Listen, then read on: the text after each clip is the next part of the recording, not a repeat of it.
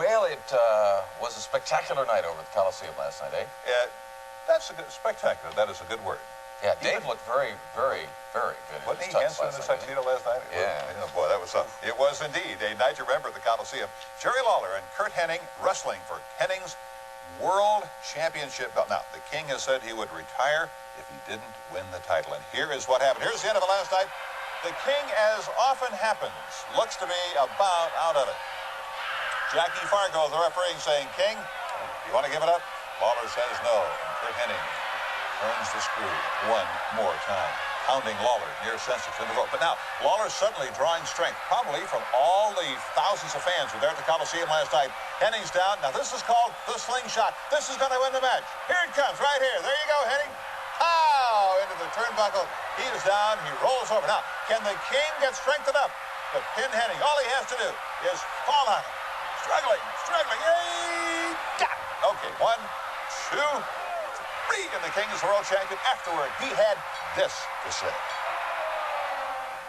For a long, long time, all those 14 years, a lot of you people know how many title shots I had, and it was beginning to feel like I was climbing a mountain that I was never going to reach the top, but all of a sudden, right here tonight, let me take this off where everybody can see it. Yeah. Here's the top of the mountain right here. All right. Many people have said the only thing harder than winning the world title is keeping it. We're honored with royalty this afternoon in the newsroom. The King walked through. He was carrying a very large object with him. Yeah, and it took him 15 years to get it, but he finally got it. Memphis wrestling favorite Jerry the King Lawler used all of his ring savvy last night to capture the AWA heavyweight crown before a packed house at the Coliseum. Sports 3's Les Smith has the highlights. From a grandiose entrance